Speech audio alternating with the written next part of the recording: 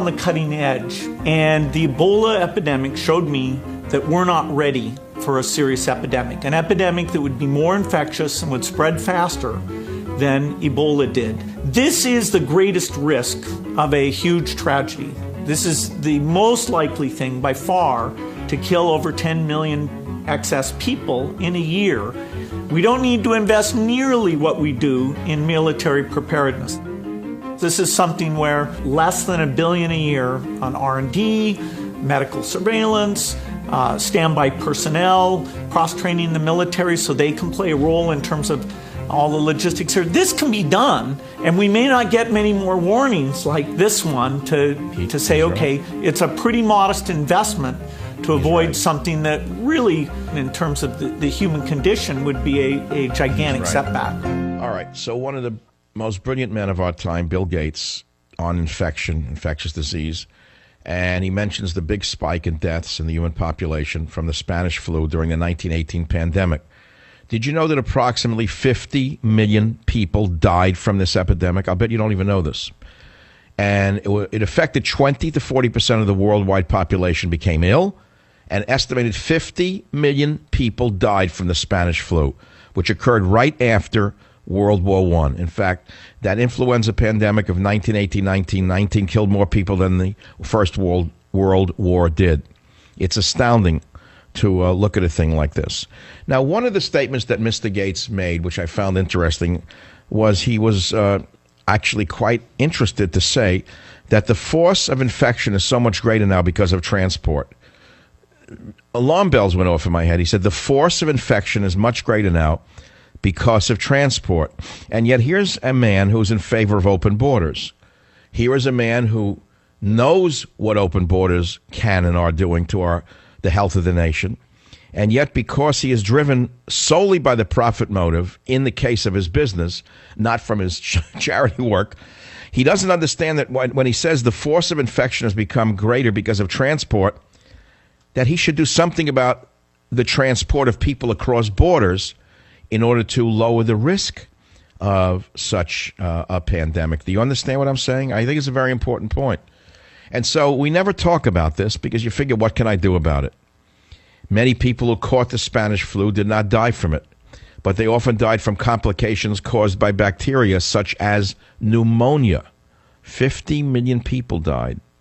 And we have right now in America, on a minor level, a minor pandemic of a flu virus that came in with Obama's children from Central America last summer. Do you remember what Obama did, as devious and as evil as he is? Do you remember what he did? He went around the laws of the nation, the laws of medicine, the laws of epidemiology, the laws of humanity, and in order to push his left-wing radical agenda, he brought in over 100,000, God knows how many more than that, at least 100,000 women and children, some men snuck in with them, from Honduras, from El Salvador, some Guatemala, by the trainload. Many of them came in with infections. Ask the Border Patrol. This was hushed up almost immediately.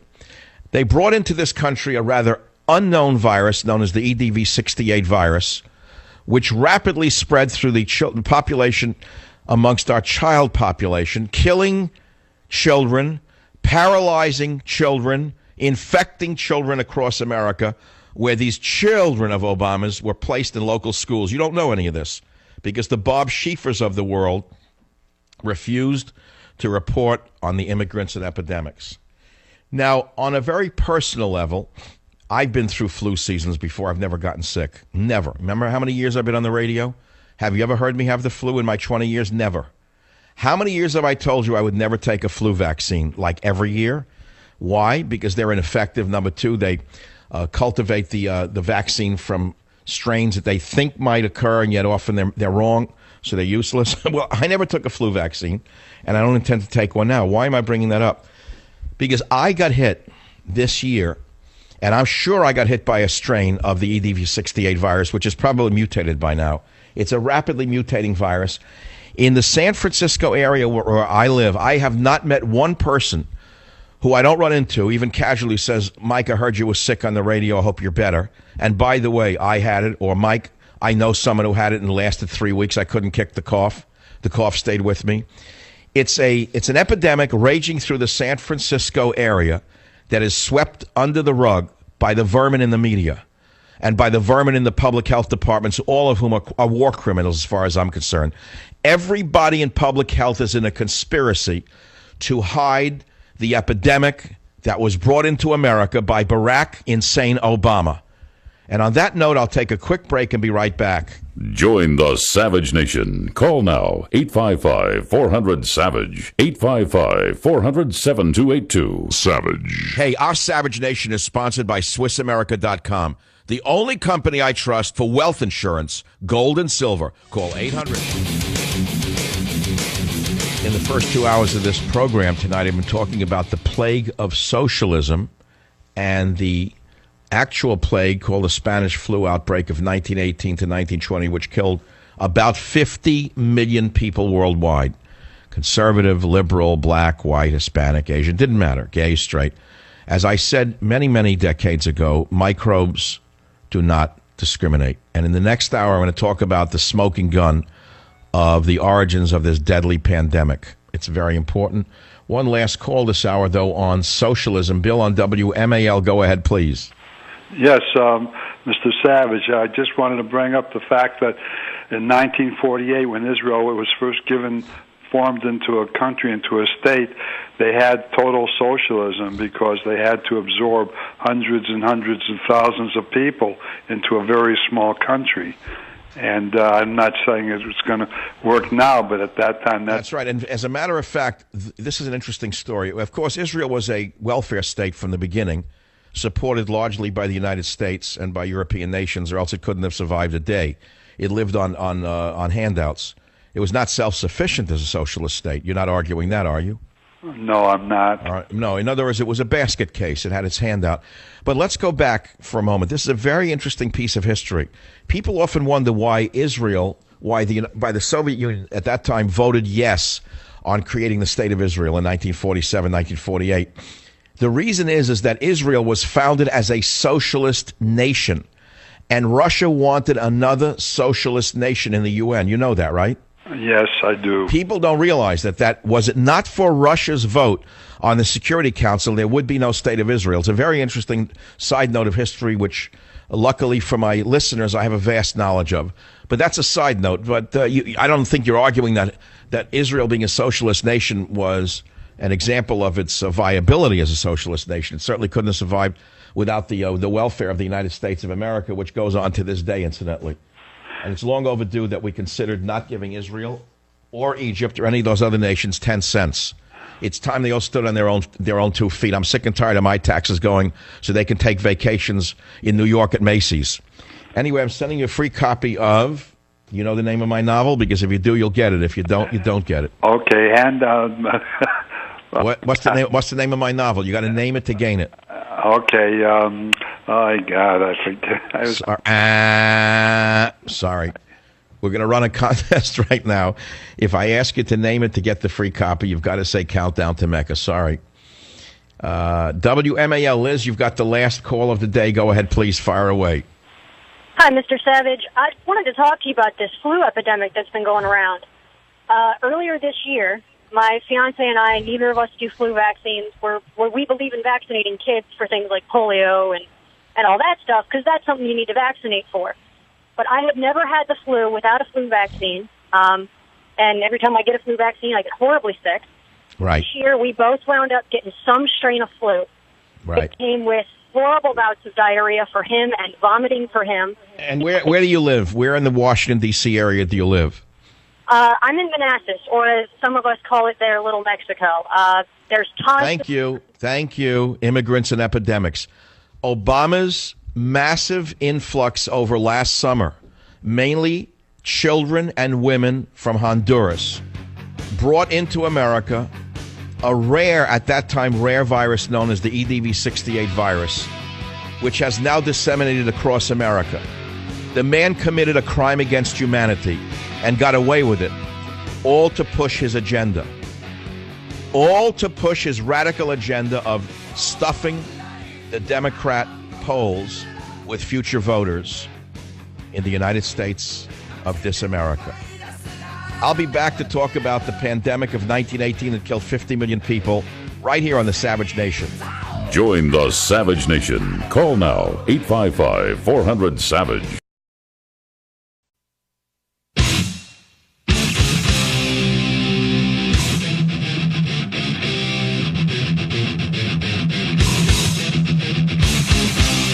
Warning. The Savage Nation contains adult language, adult content, psychological nudity. Listener discretion is advised.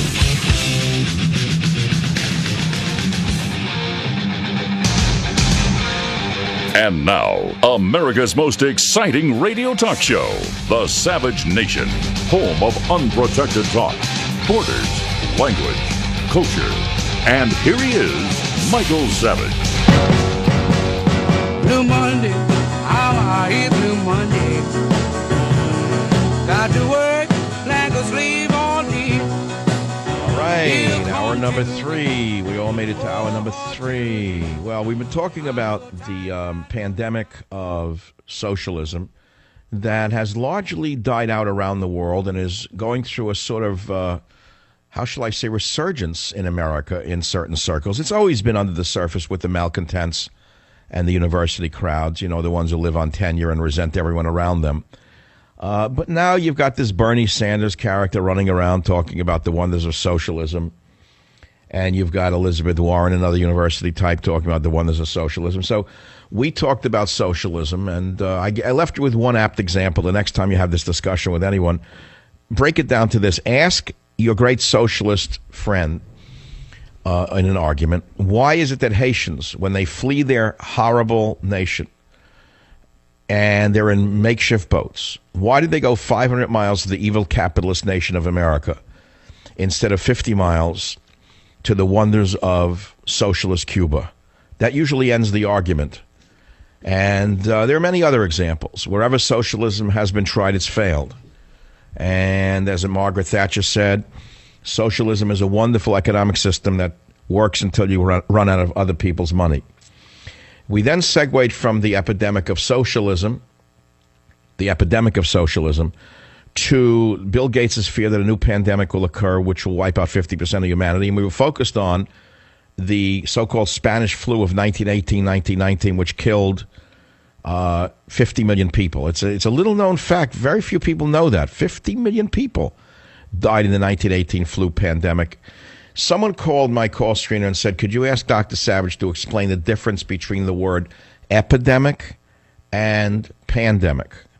A pandemic is fundamentally an epidemic that's more widely spread, sort of spread throughout the world. That would be a pandemic.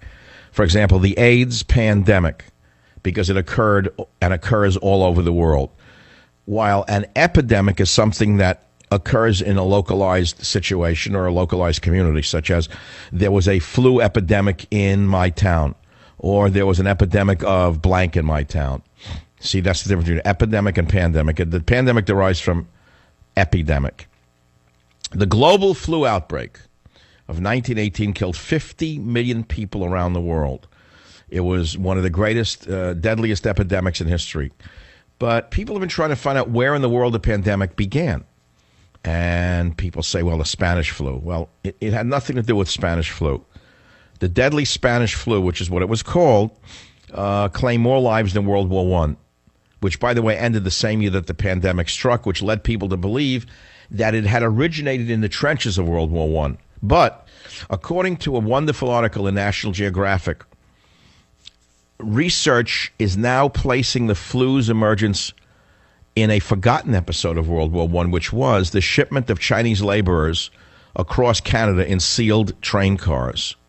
Historian Mark Humphreys of Canada's Memorial University of Newfoundland wrote that newly unearthed records confirm that one of the side stories of the war, the mobilization of 96,000 Chinese laborers to work behind the British and French lines on World War I's Western Front, may have been the source of the pandemic. And they're looking into, trying to isolate some of the material from that period, meaning viral samples from flu victims, which still exist. And once they examine the viral samples from flu victims from that period, they would be able to tie the disease's origin to one location. However, many experts are now finding this argument convincing. They